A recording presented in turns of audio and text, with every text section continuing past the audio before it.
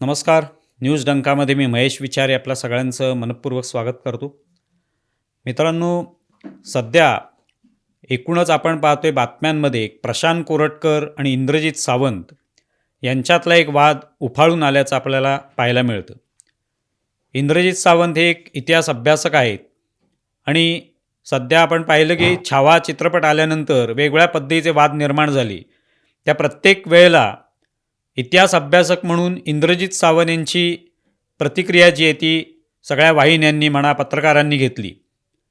त्याच दरम्यान एक प्रशांत कोरटकर म्हणून कोणी व्यक्ती आहे, त्याने याच इंद्रजित सावंत यांना फोन करून अर्वाच्य भाषेमध्ये जे काही बोललं हे आपण त्याचे जे काही ऑडिओ क्लिप्स आहेत त्या ऐकलेल्या आहेत, त्या काय आम्ही इथे दाखवणार नाही.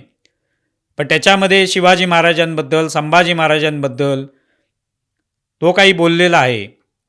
त्याचबरोबर आत्ताचं सरकार भाजपाचं सरकार आहे किंवा फडणवीस मुख्यमंत्री आहेत, असे अनेक गोष्टी ज्या आहेत ते तो बोलताना आपल्याला आपलं त्या ऑडिओ क्लिपमध्ये ऐकायला मिळतं.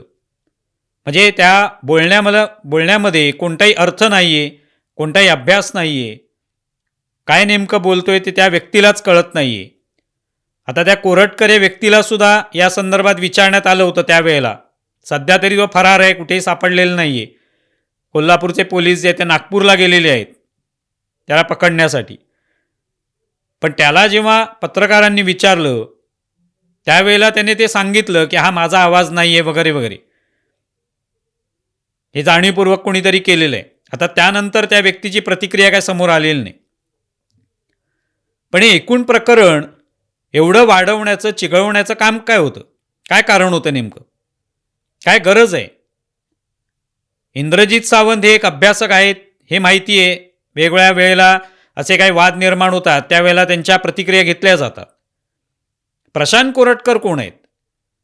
प्रशांत कोरटकर ही कोणी नामी व्यक्ती नाही आहे महाराष्ट्रातली.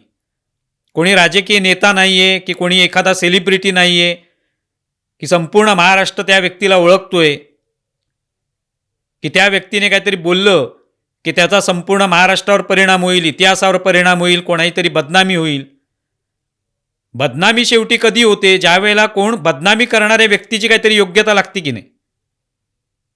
छत्रपती संभाजी महाराज, छत्रपती शिवाजी महाराज ही एवढी उत्तुंग व्यक्तिमत्व आहेत आणि महाराष्ट्रामध्ये अशा अनेक उत्तुंग व्यक्तिमत्व आहेत ज्यांची बदनामी ही अगदी अशा छोट्या छोट्या माणसांमुळे होऊ शकत नाही.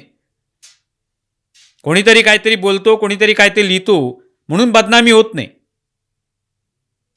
तरी ठीक आहे, त्याविरुद्ध काहीतरी कारवाई तर व्हायला पाहिजे. पोलीस त्याचा शोध घेत आहेत, त्याला पकडतील. पण ज्यांना फोन केला ते इंद्रजित सावंत म्हणतात मी काय याविरुद्ध तक्रार करणार नाही, मी समर्थ आहे माझं संरक्षण करायला.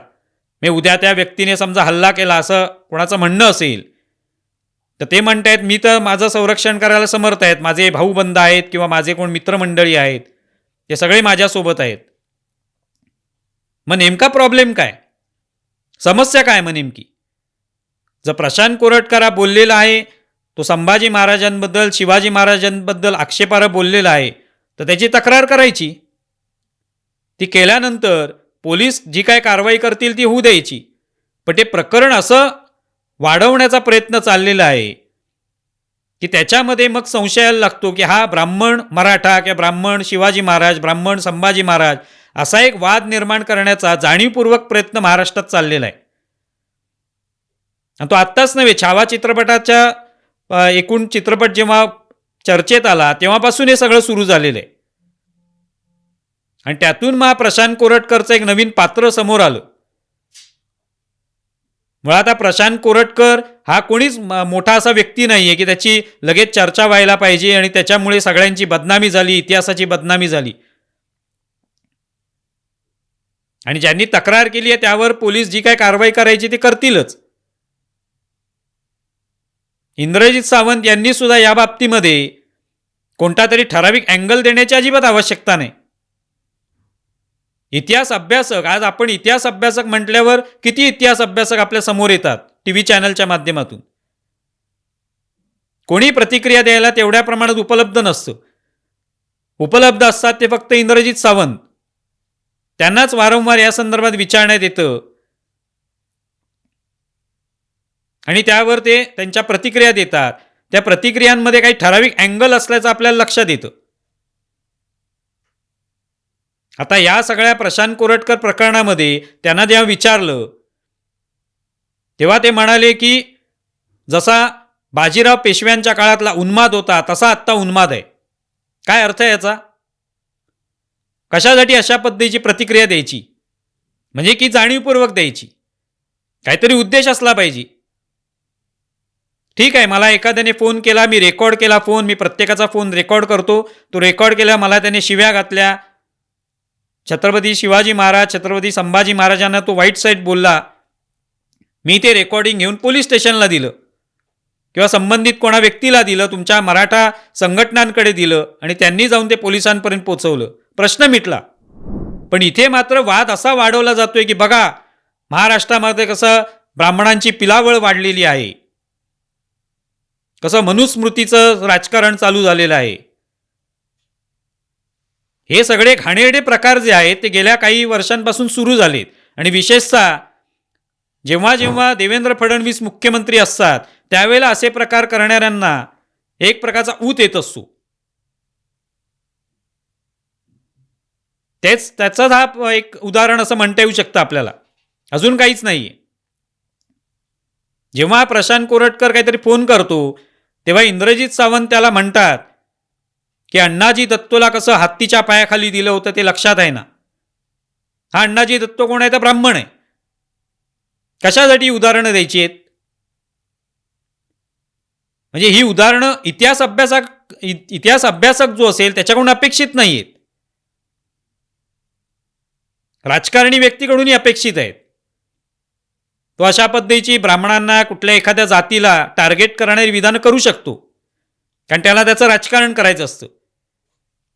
इतिहास अभ्यासक, इतिहास संशोधक यांच्याकडून अशी विधानं येत नाहीत कधी आणि येता कामा नयेत. पण तसं मात्र इंद्रजित सावंत बोलताना दिसतात. छावा चित्रपटामध्ये गणोजी शिर्के, कान्होजी शिर्के हा मुद्दा आल्यानंतर त्याविषयी इंद्रजित सावंत काही माहिती देत आहेत की असं शिर्क्यांचं काय वाद होता का किंवा नव्हता, गणोजी शिर्के कान्होजी शिर्के यात सामील होते का, याविषयी कोणी कोणी अभ्यास केलेला आहे, त्यातले काही उतारे, त्यातला काही संदर्भ, याविषयी बोलण्यापेक्षा ते फ्रान्सिस मार्टिन याच्या पत्रातला उल्लेख ते करून दाखवतात आणि त्याच्यात बोलतात ब्राह्मण सरकारकुनाने हे केल्याचा फ्रान्सिस मार्टिन म्हणतो. हे पुन्हा लक्षात येतं की ब्राह्मण सरकारकून असं म्हणायचंय म्हणजे त्यातून एक वेगळा अँगल, वेगळा एक संदेश मिळेल आणि लोक त्यावर लगेच चर्चा करायला सुरुवात करतील.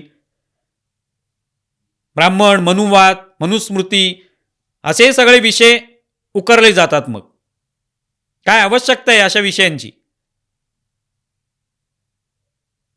जे काय ते तुमच्या इतिहासामध्ये जे म्हटलेलं आहे त्यातल्या फॅक्ट असतील, त्यातल्या काय बकरीमध्ये काय म्हटलेलं आहे, पत्रांमध्ये काय म्हटले ते आणा समोर, स्पष्टपणे सांगा जे काय आहे ते. मध्यंतरी एका वाहिनीवर चर्चा होती, त्याच्यात विश्वास पाटील उपस्थित होते, एक पार्थ पावसकर आहेत ते उपस्थित होते. दोघांनी काही पत्रांचे दाखले दिले आणि त्याच्यामध्ये हे समजलं की औरंगजेबाला जाऊन शिर्के मिळालेले होते तेव्हाचे, आणि त्यातून मग संभाजी महाराज आणि त्यांच्यामध्ये काही वाद आणि संघर्ष निर्माण झाला होता. हे खरं आहे तर ते सांगा ना तुम्ही. जे ब्राह्मण असतील त्याच्यामध्ये, जे संभाजी महाराजांच्या विरोधात असतील, शिवाजी महाराजांच्या विरोधात असतील, त्यांचंही नाव सांगा. पण इतिहास जो आहे तो संतुलित प्रकारात असला पाहिजे. काहीतरी डोक्यात ठेवून अमुक पद्धतीने अमुक नावच समोर आली पाहिजेत आणि बाकीचे नावं दडवली पाहिजेत असा जर इतिहास सांगण्यात आला तर त्याला अजिबात माफ करता कामा नये. हे कोण आहेत इतिहास अभ्यासक अशा पद्धतीने एखादा अँगल देणारे? या प्रकरणामध्ये प्रशांत कोरटकरला जी काही शिक्षा व्हायची ती होऊ द्याच, ती होईलच त्याला पकडल्यावर. पण मुळात हे प्रकरण अशा पद्धतीने गवगवा करण्याची काय आवश्यकता होती? इंद्रजित सावंतांना फोन आला, त्यांनी तो फोन घ्यायचा आणि पोलीस स्टेशनला जायचं. पण तो मीडियाकडे आला, मीडियामध्ये त्याचा लगेच ऑडिओ ऐकवण्यात आला. म्हणजे यातून लक्षात येतं की एक काहीतरी याच्यातून घडवायचंय, जाणीवपूर्वक चित्र उभं करायचंय, वाद निर्माण करायचंय आणि तो चिघळवायचा आहे. हे कारस्थान अशा पद्धतीने वारंवार केलं जातंय, हे लक्षात येतं त्याच्यातून. तेव्हा या बाबतीत आपण सावध राहणं आणि याकडे कशा पद्धतीने पाहिलं पाहिजे याचा विचार आता व्हायला पाहिजे. तुम्हाला या संदर्भात काय वाटतंय जरूर कळवा. आमचा व्हिडिओ जास्तीत जास्त लाईक करा, शेअर करा आणि आमचे यूट्यूब चॅनल सबस्क्राईब करा. धन्यवाद.